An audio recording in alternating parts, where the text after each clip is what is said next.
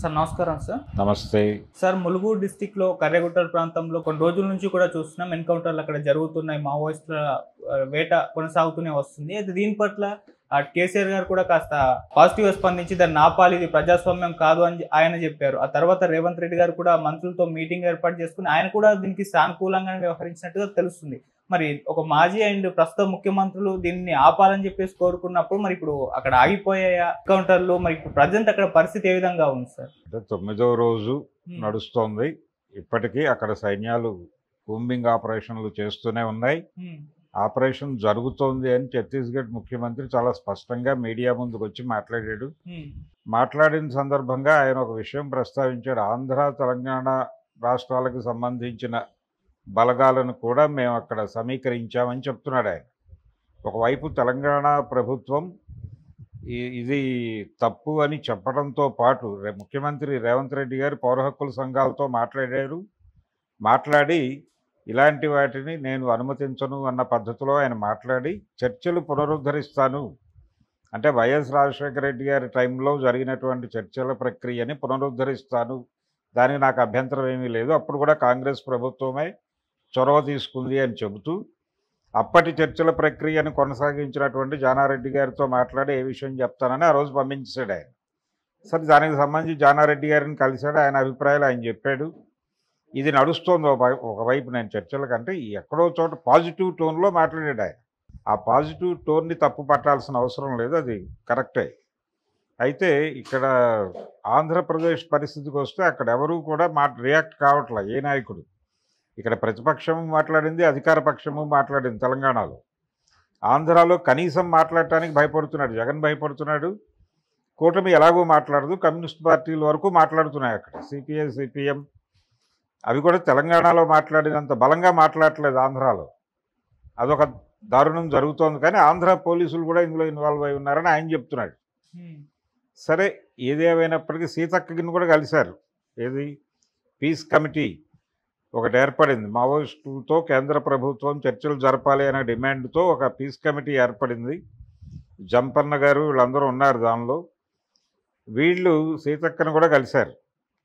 ఆవిడ కూడా నేను సాయశక్తుల ఈ ఆపరేషన్ ఆపడానికి ప్రయత్నం చేస్తాను, అలాగే చర్చల ప్రతిపాదనని ముందుకు తీసుకెళ్ళడానికి మేమేం చేయగలమో అది చేస్తామని కూడా చెప్పారు ఆవిడ. సరే, పాజిటివ్గానే చూద్దాం అది కూడా.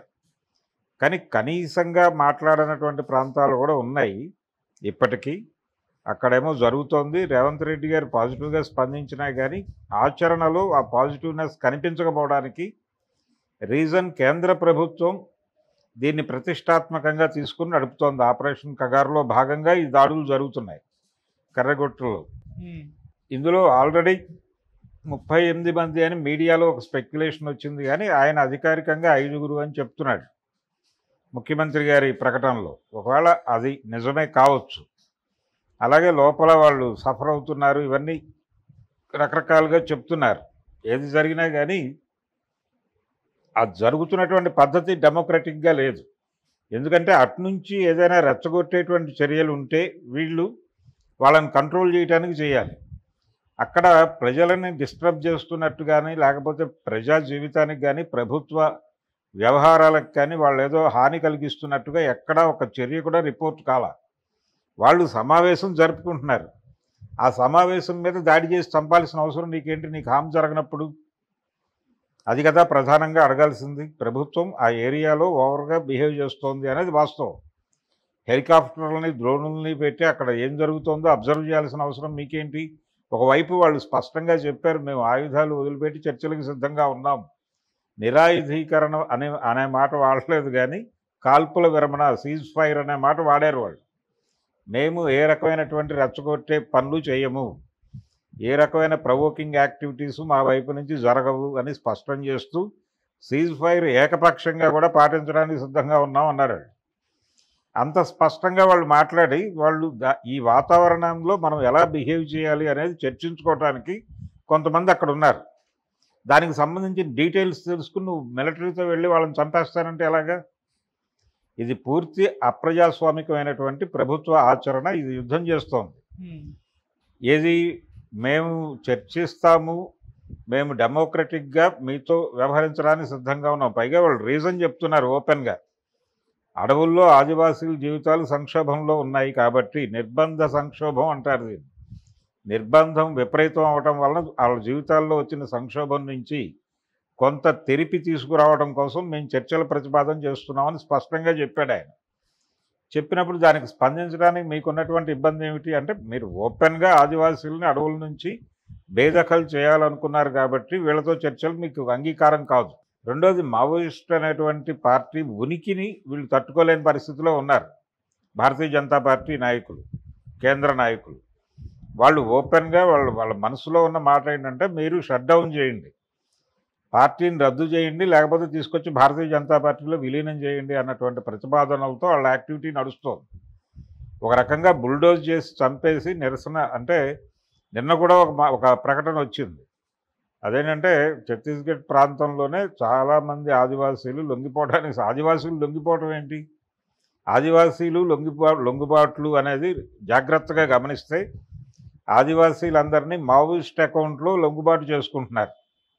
రిజిస్టర్లు పెట్టి వాళ్ళందరినీ తీసుకొచ్చి లొంగుబాటు చేసుకుని వాళ్ళందరికీ రిహాబిలిటేషన్ కల్పించి మావోయిస్ట్ రిహాబిలిటేషన్ ప్రోగ్రాంలో భాగంగా వాళ్ళందరికీ ఇంకెక్కడో గృహాలు నిర్మించి వాళ్ళని అడవుల్లోంచి తీసుకెళ్ళి అక్కడ పడేస్తారు. ఇది జరుగుతున్నటువంటి కార్యక్రమం. దీన్ని చాలా స్పష్టంగా క్లియర్గా చేసేస్తున్నాడు ఆయన. ఒకవైపు అది జరిగిపోతోంది, మీరేంటో చెప్పండి అంటున్నాడు. ఇప్పుడు ఇక్కడ కర్రగుట్టల్లో తుపాకులు పెట్టి అమిత్ షా గారు చెప్తున్న మాట ఏంటంటే, ఓకే మేము అక్కడ ఆల్రెడీ వాళ్ళని తోసేస్తున్నాం బయటికి, అడవులు ఖాళీ చేయించడం అనే కార్యక్రమాన్ని విజయవంతంగా చేసేస్తున్నాం మేము. ఇప్పుడు మీ ప్రోగ్రామ్ ఏమిటో చెప్పండి, మీ పరిస్థితి ఏంటి, మీరు లొంగిపోండి, ఇమ్మీడియట్గా లొంగిపోండి, మీ కంపెనీ షట్ డౌన్ చేయండి. కంపెనీ అని వాడుతున్నాను నేను, పార్టీ యాక్చువల్గా. మీ పార్టీని షట్ డౌన్ చేయండి, లేదంటే కనుక దాన్ని మెర్జ్ చేయండి. ఈ ప్రతిపాదనలతో ఆయన ముందుకు వచ్చి లేకపోతే చంపేస్తాను. ఇదేది రాజ్యాంగబద్ధం కాదు, ఇవేవి రాజ్యాంగబద్ధం కాదు. వాళ్ళు మాట్లాడుతున్నది మాత్రమే రాజ్యాంగబద్ధంగా ఉంది. మావోయిస్టులు మాట్లాడుతుంది. వాళ్ళు అనేక ప్రాంతాల్లో పీస్ కమిటీలు ఏర్పడ్డాయి, పీస్ కమిటీలు ర్యాలీలు చేస్తున్నాయి, శాంతి ర్యాలీలు చేస్తున్నారు, అనేక పార్టీలు రోడ్ల మీదకి వచ్చి మాట్లాడుతున్నారు. బాబు మీరు అక్కడ మిలిటరీని ఉపసంహరించండి. ఇప్పుడు గతంలో జానారెడ్డి గారు హోంమంత్రిగా ఉన్న రోజుల్లో ఒకసారి అప్పటి ఆర్కే రామకృష్ణ హరగోపాల్ ఆయన్ని కార్నర్ చేశారు, పోలీసులు ఆయన్ని రౌండప్ చేశారు. ఇంకొక 2-3 అవర్స్లో ఆయన్ని చంపేస్తారు అనేటువంటి పరిస్థితి. ఆ టైంలో వరవర్రావు గారి నేతృత్వంలో ఒక ప్రతినిధి బృందం వెళ్ళి జానారెడ్డి గారిని కలిస్తే ఆయన అప్పటి డీజీపీతో మాట్లాడి ఫోర్సెస్ని వెనక్కి తీసుకున్నాడు. ఆయన వద్దు, చేయొద్దు, చంపొద్దు, మనం ఆల్రెడీ చర్చల ప్రక్రియలో ఉన్నాం, చర్చలు రద్దయిపోయాయని మనం ప్రకటించక ముందు ఇలాంటి పనులు జరిగితే అది రాంగ్ ఇండికేషన్ వెళ్తుంది, కాబట్టి మీరు వెనక్కి వచ్చేయండి అని చెప్పాడు ఆయన. జరిగింది, అది వెనక్కి వచ్చారు. ఇది జానారెడ్డి గారి టైంలో కాబట్టి జరిగింది. ఇప్పుడు అలాంటి సొంత నిర్ణయం తీసుకుని ముందుకు కదిలేటువంటి హోంమంత్రి లేరు, ఎవరూ లేరు, ఎక్కడా లేరు, ఆంధ్రప్రదేశ్లోనూ లేరు, ఏ రాష్ట్రంలోనూ లేరు. వెన్నుముక ఉన్నటువంటి హోంమంత్రులు అనేది వాంటెడ్గానే పక్కకు తీస్తారు. సబితా ఇంద్రారెడ్డి గారు హోంమంత్రిగా బాధ్యతలు తీసుకున్న తర్వాత నుంచి ఈ పరిస్థితి మొదలైంది. వాళ్ళు ఏది చెప్పినా సీఎం గారి వైపు చూస్తారు తప్ప వీళ్ళు నిర్ణయం తీసుకోరు. అందుకని జానారెడ్డి గారిని కలిసినప్పుడు, అంటే ముఖ్యమంత్రి గారు జానారెడ్డి గారిని కలిసినప్పుడు వారు చెప్పారు ఈ మాట. గతంలో ఇలాంటి ఎక్స్పీరియన్సెస్ ఉన్నాయి మనకి, మనం చర్చలకి కావలసినటువంటి వాతావరణం కల్పించడానికి చాలా కృషి చేశాం. అలాగే చర్చల్ని కొనసాగించకపోవడం కూడా జరిగింది చాలా స్పష్టంగా. ఆయన చెప్పిన మాట సీఎంకి. దానికి కారణాల్లో మన ప్రభుత్వం కూడా కొంత దోహదపడి ఉండవచ్చు, అప్పటి ముఖ్యమంత్రి, ఆయన ధోరణి, ఇవన్నీ. కాబట్టి ఇప్పుడు ఎలాంటి నిర్ణయం, చర్చలు అనేవి వాటిని నేను వ్యతిరేకించడం లేదు అన్నాడు ఆయన. చర్చలు అనేవి జరగవలసిందే, మాట్లాడవలసిందే, మా డైలాగ్ అనేది ఎందుకు వదిలిపెట్టాలి, కాబట్టి ఆ ఏరియాలో మీరు కొంచెం ఆలోచించి అడిగేయండి, కావాలంటే నేను మీకు సమన్వయం చేయడానికి కావాలంటే వస్తానన్న పద్ధతిలోనే ఆయన సీఎంకి చెప్పాడనేది బయటకు వచ్చింది వార్త. ముఖ్యమంత్రి గారు ఏ నిర్ణయం తీసుకునే పరిస్థితిలో ఉన్నాడు అనేది చూడాలి. ఆయన ఇండిపెండెంట్గా మాట్లాడుతున్నట్టుగా కనిపిస్తున్నాడు, కానీ వెనకాల నడిపిస్తున్నది కేంద్ర ప్రభుత్వమే. కేంద్ర ప్రభుత్వం స్కీమ్లో భాగంగానే ఆంధ్రప్రదేశ్ పోలీస్ బలగాలు, అలాగే తెలంగాణ పోలీస్ బలగాలు కర్రగుట్టల్లో మోహరించడం జరుగుతోంది. ఇది టోటల్గా సెంట్రల్ నుంచి జరుగుతున్నటువంటి ఆపరేషన్. ఈ ఆపరేషన్ని తప్పనే పరిస్థితుల్లో ఎవరూ లేరు. రాజకీయ పార్టీలు ఇంకొంచెం టోన్ పెంచి మాట్లాడగలిగితే ప్రభుత్వం ఏదైనా సంకోచంలో పడుతుందేమో అనే ఆశతో ఇప్పటికీ ఈ పీస్ ర్యాలీలు అవి జరుగుతున్నాయి. వీటికి ఏ మేరకు ఇప్పటివరకు స్పందన అయితే రావట్లేదు సెంట్రల్ గవర్నమెంట్ నుంచి కానీ, భారతీయ జనతా పార్టీ వైపు నుంచి కూడా అభిప్రాయ ప్రకటనలు చేయట్లేదు అక్కడ. ఈవెన్ తెలంగాణ ములుగు ప్రాంతంలో ఉన్నటువంటి భారతీయ జనతా పార్టీ నాయకులు కూడా స్పందించట్లేదు. ఒకవేళ వాళ్ళు స్పందిస్తే ఎవరైనా నెగిటివ్గా ఇది జరుగుతున్నది దారుణం అంటే వాళ్ళు చేసింది, వాళ్ళు గతంలో ఇంతమందిని చంపారు అంతమందిని చంపారు అనేటువంటి డేటా తీసి మాట్లాడుతున్నారు. మీరు డేటా తీసి మాట్లాడుతున్నారు కరెక్టే, కానీ సాయుధ పోరాట రాజకీయాలే మా ఎజెండా అని చెప్పిన పార్టీ చర్చలకు వస్తానంటోంది. దాన్ని స్వాగతించి హక్కును చేర్చుకోవాలి కదా నువ్వు, నీ రాజ్యాంగం చెప్పిన ప్రకారం. కానీ నువ్వు అలా బిహేవ్ చేయట్లేదు. నీ బిహేవియర్లో, ప్రభుత్వ ప్రవర్తనలోనే అనేక ద్వంద్వ ప్రమాణాలు పాటిస్తున్నారు వాళ్ళు. ఒకవైపు ఇక్కడ జనాల మీద యుద్ధం చేస్తూ, ఆదివాసీల మీద యుద్ధం చేస్తూ, నోరు తెరిచిన ప్రజల మీద యుద్ధం చేస్తూ, అవసరమైతే చంపేస్తూ ఒక రకమైనటువంటి ఉగ్రవాదపు చర్యలు చేస్తున్నటువంటి ఈ ప్రభుత్వం ఇప్పుడు కర్రగుట్టల్లో జరుగుతుంది. డెఫినెట్గా ఉగ్రవాదపు దాడే, ప్రభుత్వ ఉగ్రవాదపు దాడి అంటాను నేను దాన్ని. ఒకవైపు నువ్వు ఇక్కడ ఉగ్రదాడులు చేస్తూ కాశ్మీర్లో ఉగ్రదాడులను ఖండించే నైతిక హక్కు ఎక్కడిది నీకు? అందుకని ఇప్పుడు జరుగుతున్న ఆపరేషన్ ఇమ్మీడియట్గా ఆపాలి, శాంతి చర్చలు కొనసాగించాలి, శాంతి చర్చలకి ఒక ప్రాతిపదిక కల్పించాలి. మీరు గతంలో మాట్లాడిన అంటే ఈ నేపథ్యంలో ఆయన రకరకాల స్టేట్మెంట్లు ఇచ్చాడు. ఆపరేషన్ కగార్ చివరి మావోయిస్టులను చంపే వరకు కొనసాగుతుంది, ఇలాంటి దూకుడు ప్రకటనలు చాలా ఇచ్చాడు. ఆ ప్రకటనలు విత్డ్రా చేసుకోవాలి, శాంతి చర్చలు జరపాలి, కొంత ఆదివాసీ జీవితాల్లో ఒక వెలుగు రావాలి, వాళ్ళకు ఒక రిలాక్సేషన్ కావాలి.